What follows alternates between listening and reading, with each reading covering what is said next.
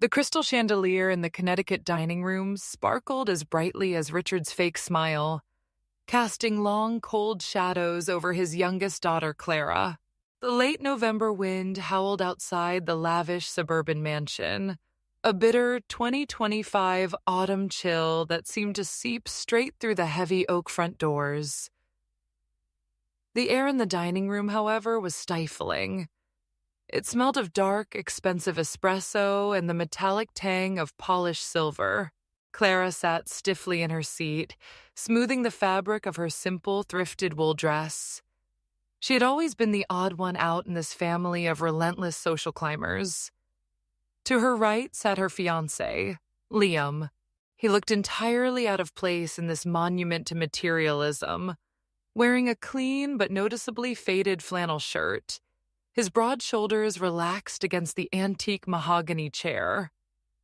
Earlier that evening, their arrival had perfectly encapsulated the vast divide between Liam's world and her family's. Before they had even reached the grand stone steps of the estate, a frantic shout had pierced the crisp air. Mrs. Higgins, the elderly neighbor from down the street, was struggling along the icy sidewalk, desperately trying to catch her runaway golden retriever. While Richard and Eleanor watched from their grand bay window with mild annoyance, Liam didn't hesitate for a single second. He jogged down the driveway, his worn work boots crunching on the frosted leaves. With a soft whistle and a gentle, patient voice, he coaxed the frightened dog to him.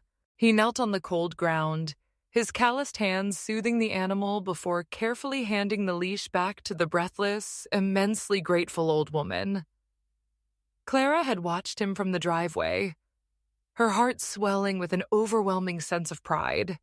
This was the man she loved, a man of quiet, unwavering substance. When they finally stepped inside the warmth of the foyer, Liam was carrying a brief reminder of his own mysterious life.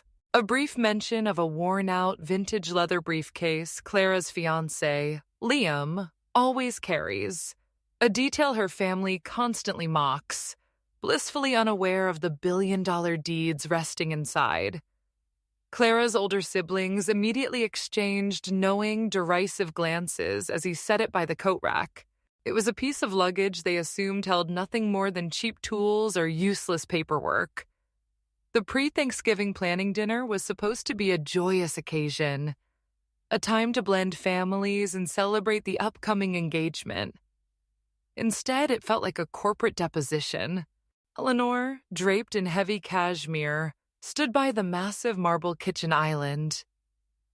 She eyed Clara's modest dress with a thinly veiled sigh of disappointment, offering a tight-lipped greeting before immediately turning her attention to the window. She and Richard openly scrutinized Liam's old, weather-beaten Ford pickup truck, which was parked offensively close to their row of leased, spotless luxury SUVs. The passive-aggressive assault began in earnest as soon as the first course was served.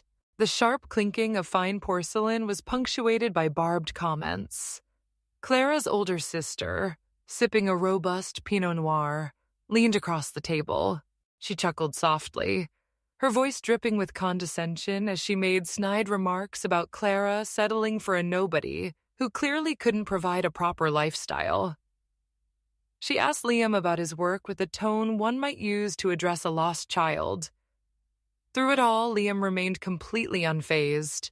He didn't defend his honor or try to prove his worth. He simply smiled, offering perfectly polite, measured responses that gave nothing away.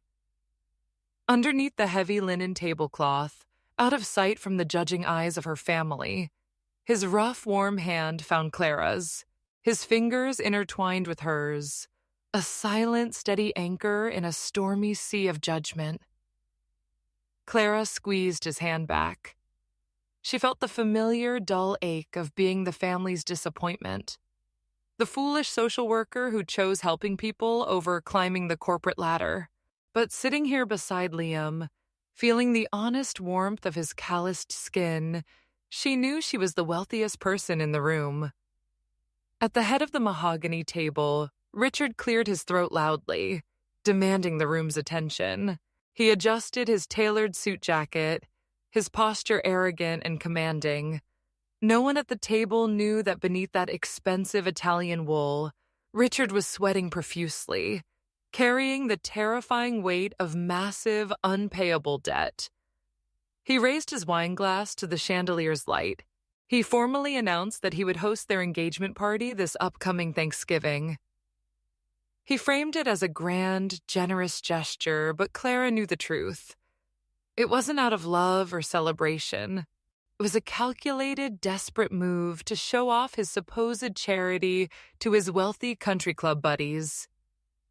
He wanted to parade Clara and Liam around like rescue projects, proving his own benevolence to his peers. Richard leaned forward, resting his elbows on the table, and locked his cold, calculating gaze on Liam. With a voice devoid of any warmth, he bluntly told him to rent a decent suit so you don't embarrass us. The room fell dead silent. Clara's face burned with humiliation, her mouth opening to defend him, but Liam gently squeezed her hand to stop her. He offered Richard a calm, unbothered nod, refusing to give the older man the satisfaction of a reaction. The dinner eventually concluded, leaving a bitter taste that had nothing to do with the food. The air in the room felt heavy, thick with unspoken resentments and the exhausting effort of maintaining appearances. Clara needed a moment away from the suffocating presence of her mother and siblings. She stood up, forcing a polite smile, and began gathering the empty dessert plates. She walked down the long, dimly lit hallway toward the kitchen, the thick Persian runner muffling her footsteps. The evening's events replayed in her head, the heavy porcelain dishes clattering softly in her hands as she approached the slightly ajar oak doors. As Clara helps clear the plates, she accidentally overhears her father in his study, frantically begging a bank executive on the phone for a loan extension and mentioning a missing $2 million. As Clara stands in that quiet hallway, suddenly holding the weight of her father's shocking secret, the real drama is just beginning. If you're still watching this video and finding value in these little details, please drop the number 8 in the comments below to let me know you're right here with us. And if you haven't subscribed to Retribution Raw yet, I highly recommend you do so and ring that notification bell so you don't miss a single moment of what happens next. Your wonderful support is what helps us continue creating great content to inform and inspire you every single day. Now let's get right back to the story. The sharp ring of the rotary telephone in the cozy downtown community center interrupted Clara's knitting lesson with her senior students. The shrill mechanical sound echoed through the high-ceilinged room, momentarily breaking the peaceful concentration of the knitting circle. Clara gently set her wooden needles down on the table, offering a warm, reassuring smile to the silver-haired women gathered around the worn mahogany surface. It was a bitterly chilly Tuesday morning, the kind of late November day where frost clung stubbornly to the edges of the window panes. Inside, however, the atmosphere was a sanctuary of comfort. The familiar rhythmic hum of an old cast-iron radiator fought back the winter cold, mingling seamlessly with the nostalgic scent of old paperbacks lining the library shelves and the robust, earthy aroma of classic black drip coffee brewing slowly in the corner kitchenette. As she walked across the linoleum floor toward the front desk, the unsettling memory of the previous evening crept into her mind. The frantic, strained whispers she had inadvertently heard through the heavy oak door still echoed in her ears.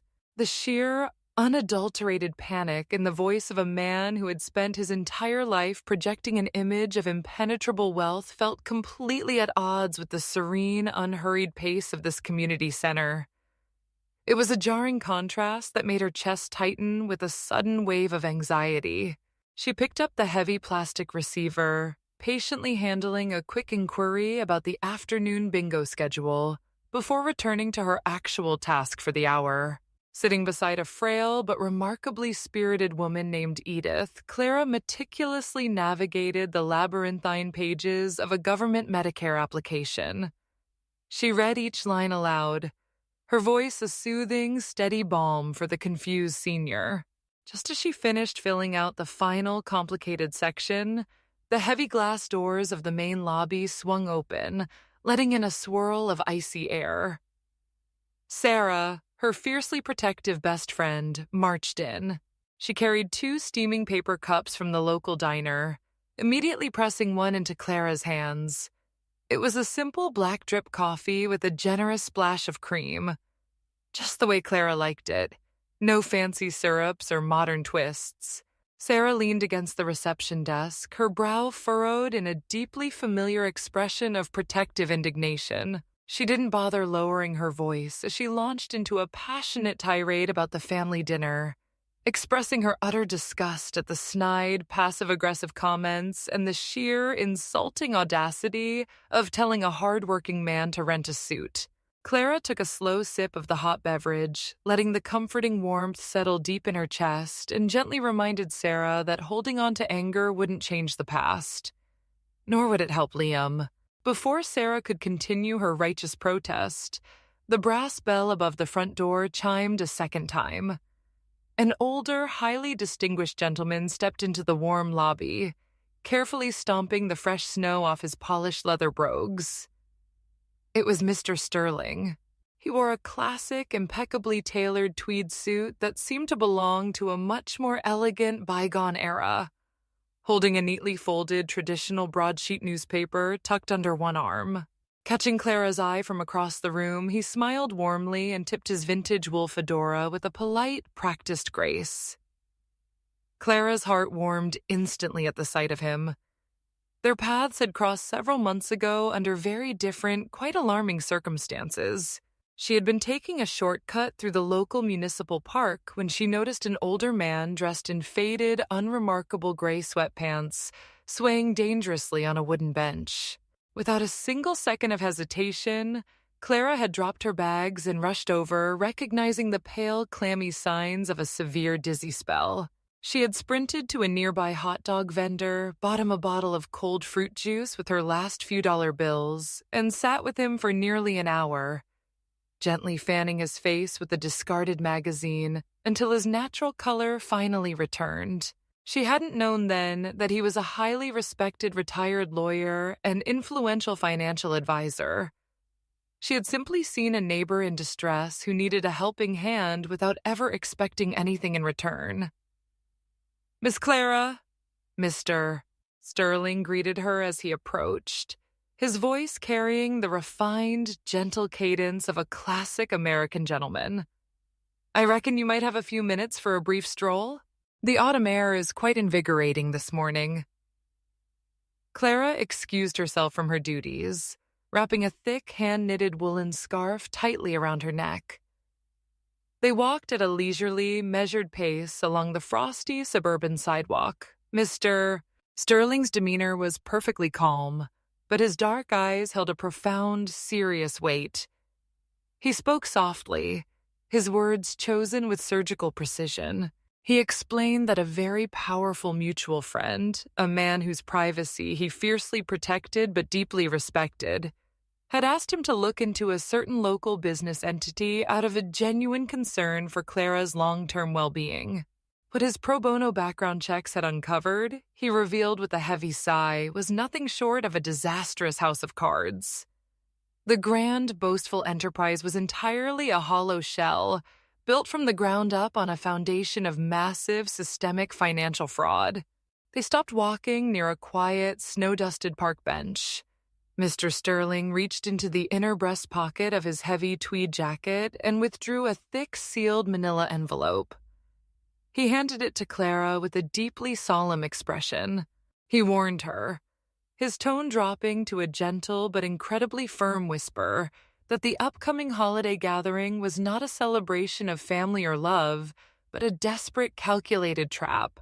The host fully intended to use the lavish Thanksgiving dinner to lure a supposedly wealthy employer into a fraudulent investment scheme, a last-ditch effort to save himself from total, unavoidable collapse.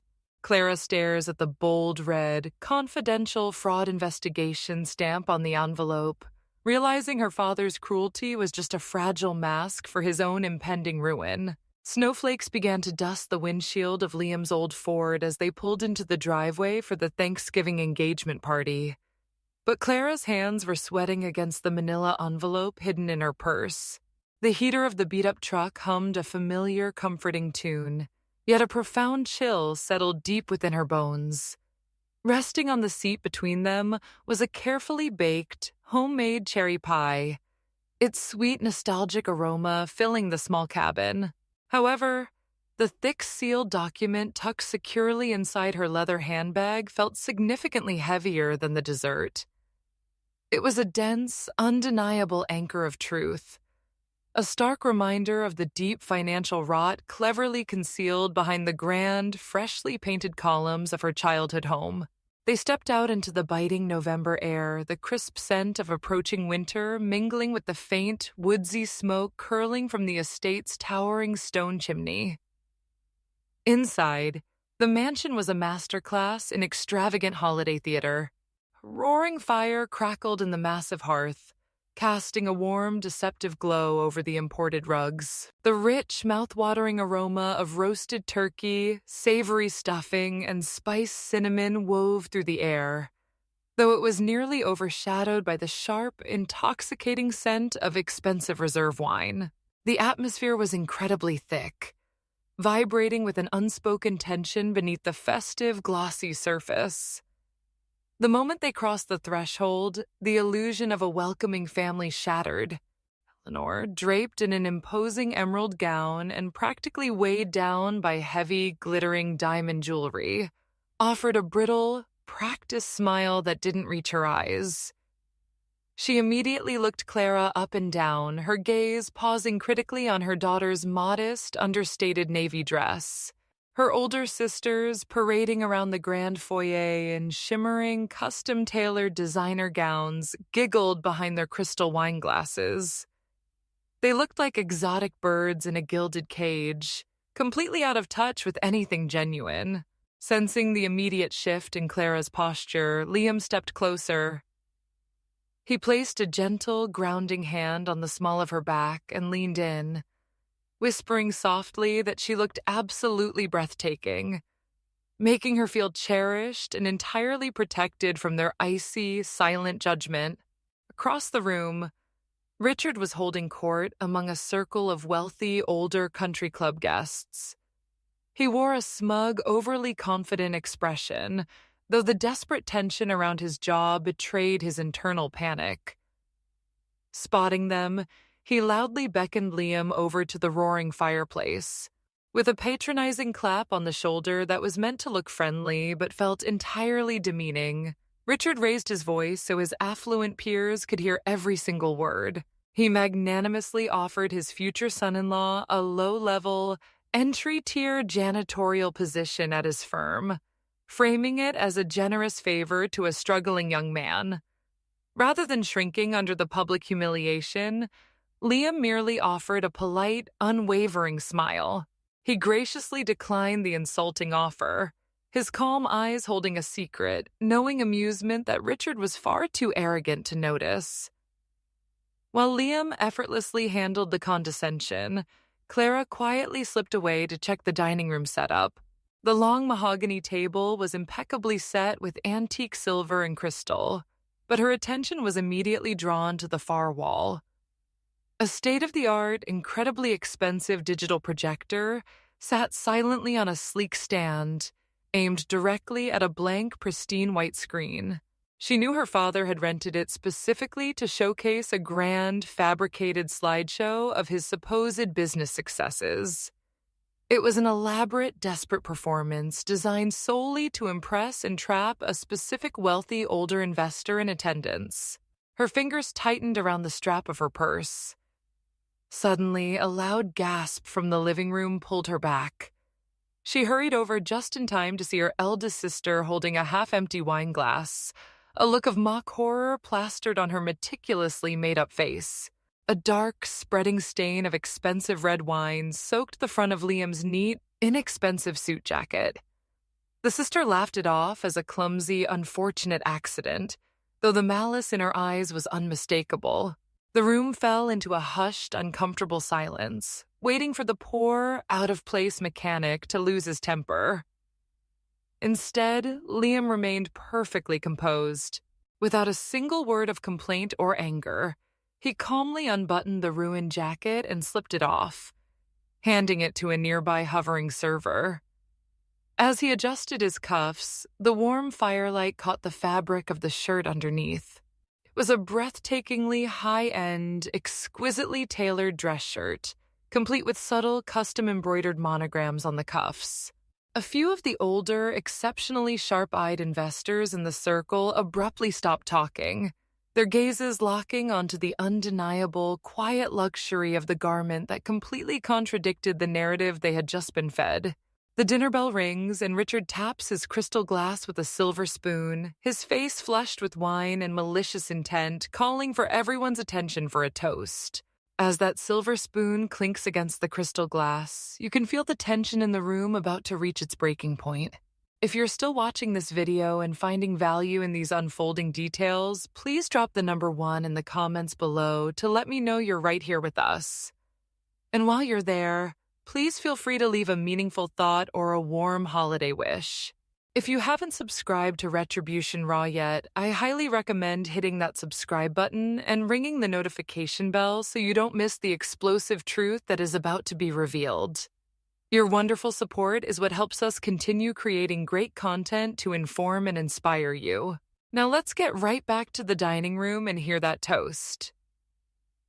The sharp clinking of Richard's silver spoon against his crystal wineglass echoed through the dining room, a sound that Clara knew usually meant someone was about to be humiliated.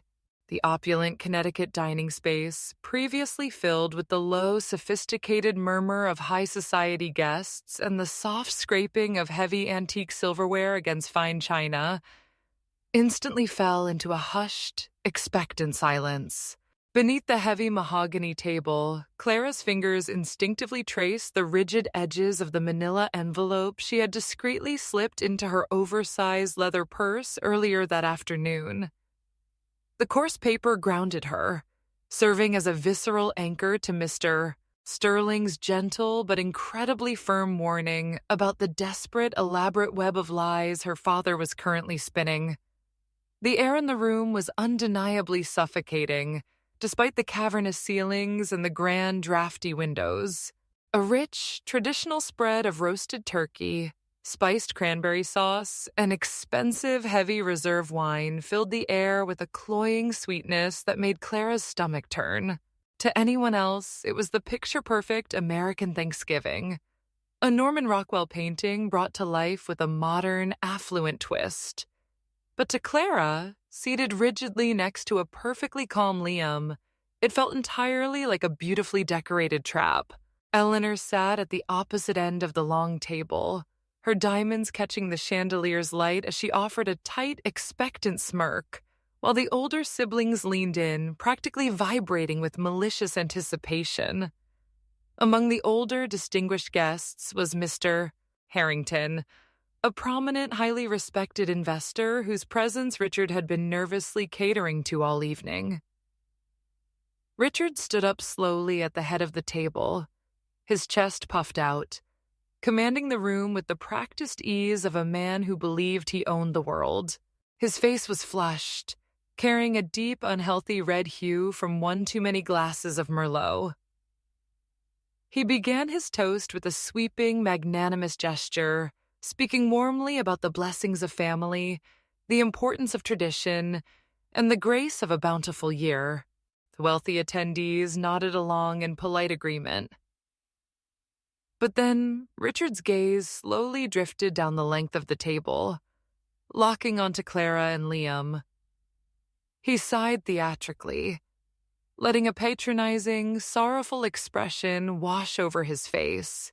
The generous tone of his voice abruptly shifted, turning razor-sharp and dripping with unadulterated venom. He looked toward his affluent friends, holding his glass high. "I'm just glad someone finally took her off our hands," Richard declared, his voice carrying effortlessly over the quiet room. Let's be honest, no successful man wants a woman who wastes her life on charity. So we welcome this young man, who clearly has nothing to lose. A cruel, synchronized chuckle rippled through the family members at the table. Her sisters hid their amused smiles behind crystal goblets, while Eleanor simply took a slow, validating sip of her wine. The sheer, breathtaking cruelty of the public insult hung in the air. A heavy, suffocating blanket meant to crush whatever remaining spirit Clara possessed. For a fleeting second, the familiar crushing weight of inadequacy threatened to pull her under. But then Liam gently squeezed her hand under the table. His touch was a quiet, unshakable fortress. He leaned in just a fraction of an inch, his voice a steady, grounding whisper meant only for her, reminding her that she did not have to absorb this abuse for another second of her life. The fear that had governed her for 29 years instantly evaporated, replaced by a profound, clarifying wave of absolute certainty. Clara stood up. Her chair scraped loudly against the polished hardwood floor, a harsh sound that immediately silenced the remaining chuckles. Her hands shook slightly as she reached into her purse, retrieving the small metallic USB drive she had transferred the files onto. Richard paused mid-sip, his thick eyebrows knitting together in genuine confusion as Clara bypassed him completely and walked with deliberate, purposeful steps toward the sleek laptop resting on a side table. It was the very machine her father had connected to the expensive digital projector, meticulously set up to deliver his fraudulent, boastful business presentation to Mr. Harrington after dessert. Without uttering a single word, Clara plugged the drive into the side of the computer. The projector hummed to life, casting a bright, blinding rectangular beam across the pristine, blank dining room wall. With 2 quick, decisive clicks of the mouse, she pulled up the scanned document Mr. Sterling had provided. The image magnified instantly, stretching massive and undeniable across the elegant room. It wasn't a pie chart of projected profits or a list of successful corporate acquisitions. Instead, the bold, terrifyingly stark red header blared across the wall for every single guest to read. Confidential, fraud investigation. Below it, in crisp, unforgiving black and white, were the official, irrefutable details of Richard's complete and utter bankruptcy, alongside undeniable evidence of massive, systemic embezzlement. The intricately constructed facade of the Connecticut mansion shattered into a million irreparable pieces in the span of a single heartbeat. The dining room erupted in gasps as Richard's face drained of color, but the loudest sound was Mr. Harrington at the end of the table suddenly standing up and respectfully addressing Liam as Mr. CEO. The silence that followed Mr. Harrington's greeting was heavier than a New England winter snowstorm, freezing Richard mid-sentence. The projected light from the wall cast a harsh, unforgiving glow across the faces of the dinner guests. The massive red letters spelling out fraud hung over the room like a guillotine. But it wasn't the damning financial audit that had completely paralyzed the patriarch of the family. It was the sight of Mr. Harrington, a titan of the East Coast investment world, standing with his head slightly bowed in genuine reverence toward the man they had all spent the entire evening mocking. The simple faded plaid garment Liam had worn earlier in the week suddenly didn't seem like the uniform of a struggling laborer. In hindsight, the worn fabric was merely the quiet, unassuming armor of a man who possessed enough real substance that he never felt the need to wear his wealth on his sleeve. The lavish Thanksgiving feast, arranged so perfectly just an hour prior, now sat completely ignored. The rich gravy was rapidly forming a cold, unappetizing skin, and the ice in the crystal water glasses had entirely melted. Nobody looked at the food. Every eye in the room darted between the projected evidence of total bankruptcy and the calm, steady figure of Liam, who still held Clara's hand with unwavering tenderness. "Richard," Mr. Harrington finally spoke, his deep, gravelly voice breaking the absolute stillness of the room. He adjusted his spectacles, looking at his supposed friend with a mixture of profound disappointment and mild disgust. "You invited me here tonight to pitch a bailout for your sinking ship. You told me your company was restructuring. You never mentioned the massive embezzlement. And you certainly didn't tell me that the very man you just publicly insulted, the man you offered a janitorial job to, is the sole founder and managing partner of the private equity firm you've been desperately begging for capital." A collective gasp rippled through the older, affluent guests. Lenore, previously so haughty and dripping in heavy diamonds, sank back into her velvet-upholstered chair as if the wind had been violently knocked out of her lungs. Clara's sisters, who had spent the better part of the week making cruel jokes about soup kitchens and minimum wage, sat frozen in a shell-shocked, greedy silence. Their eyes widened as they stared at Liam, their brains struggling to reconcile the soft-spoken, polite mechanic with a billionaire titan of industry. Clara herself felt a brief jolt of astonishment, her heart skipping a beat. She looked up at Liam, searching his familiar, handsome face. He offered her a small, incredibly warm smile that promised he was exactly the same man she had fallen in love with. The revelation didn't change his core. It only magnified the incredible depth of his humility. The color rushed back into Richard's face, transforming his previous arrogance into a sickening display of pure panic. The smug patriarch vanished, instantly replaced by a desperate, groveling shell of a man. He stumbled forward, nearly knocking over a silver candlestick. He stammered wildly, his hands shaking as he desperately tried to backpedal. He forced a wide, utterly fake smile, his eyes darting frantically between Mr. Harrington and the man he had just humiliated. He claimed it was all just a terrible misunderstanding, a silly, traditional Thanksgiving roast. He suddenly started praising Clara, loudly declaring how he always knew his beautiful daughter had the best eye for true talent. The hypocrisy was nauseating. Clara felt a wave of profound sadness for her father, not because of his lost fortune, but because his soul was so incredibly bankrupt. Liam didn't raise his voice. He didn't gloat, and he certainly didn't match Richard's frantic, embarrassing energy. He remained a portrait of absolute, gentlemanly composure. He spoke softly, yet his voice echoed clearly in the vast, quiet dining space. He explained to the stunned room that months ago, Clara had found an elderly man having a severe medical episode in a public park. She didn't know that the frail senior was Liam's retired mentor, Mr. Sterling. She didn't know he was wealthy or connected. She simply saw a human being in distress, and she gave him her time and her last dollar to make sure he was safe, never asking for a single thing in return.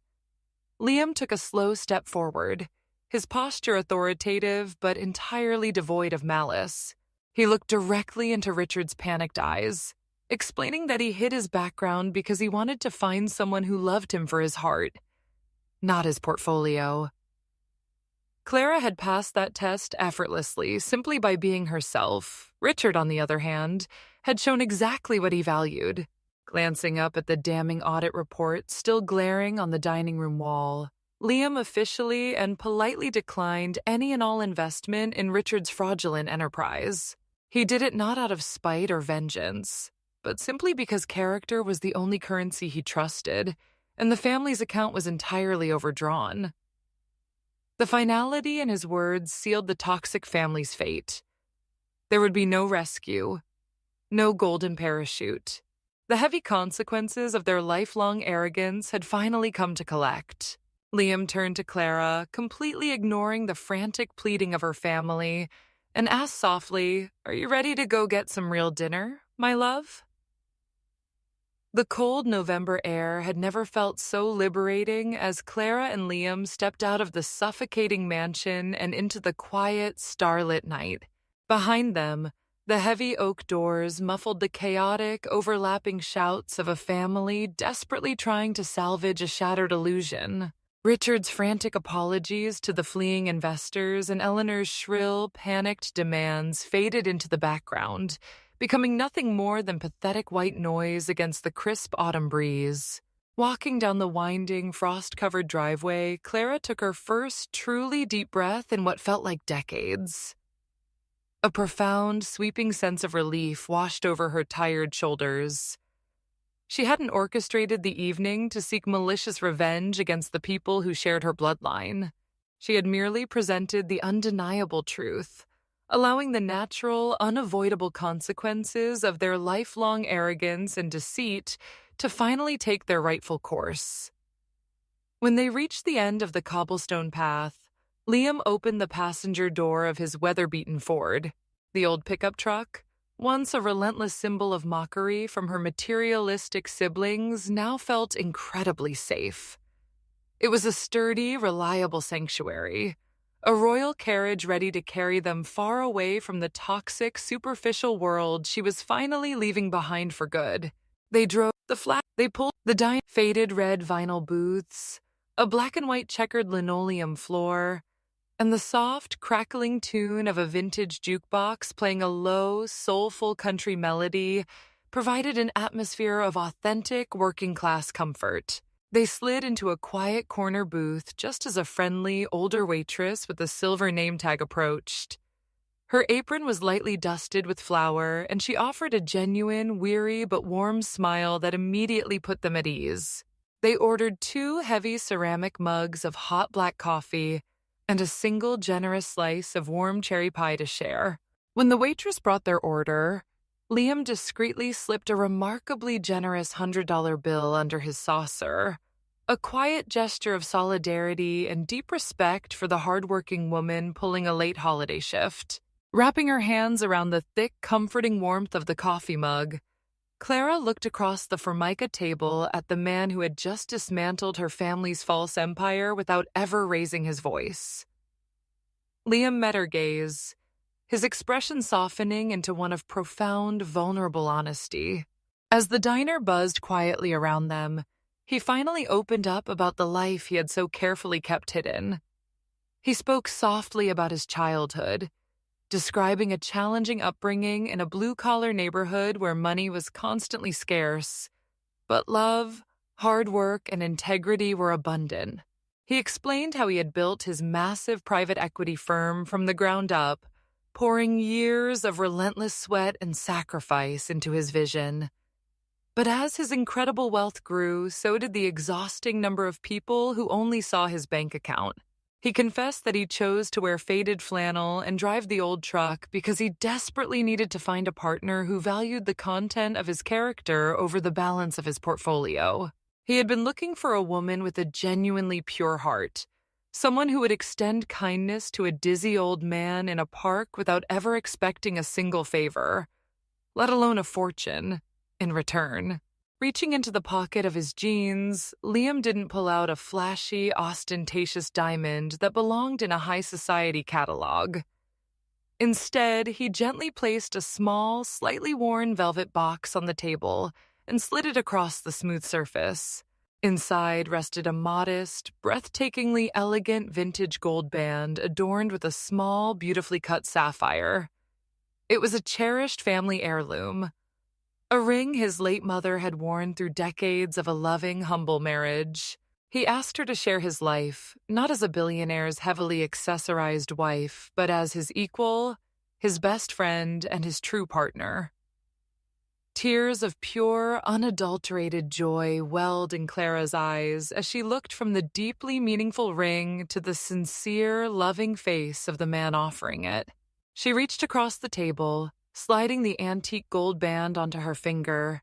It fit perfectly, a physical manifestation of the immense respect, trust, and unconditional love they shared. She realized in that profoundly quiet moment that true wealth had absolutely nothing to do with sprawling mansions, leased cars, or offshore accounts. The greatest, most enduring currency in the world was simply the capacity to love without condition and to treat others with genuine human dignity. As they shared that simple slice of cherry pie, Clara smiled, knowing that sometimes the most extraordinary blessings come wrapped in the most ordinary packages. As I reflect on Clara and Liam's journey, I am deeply moved by the quiet reminder that the most valuable things we possess in this life are completely invisible to the eye. Their story serves as a beautiful testament to a simple truth. When we courageously set aside our superficial judgments, we open the door to genuine, life-changing compassion. If this tale of quiet strength and humble justice brought a bit of warmth to your heart today, I would be truly honored to have you join our storytelling family.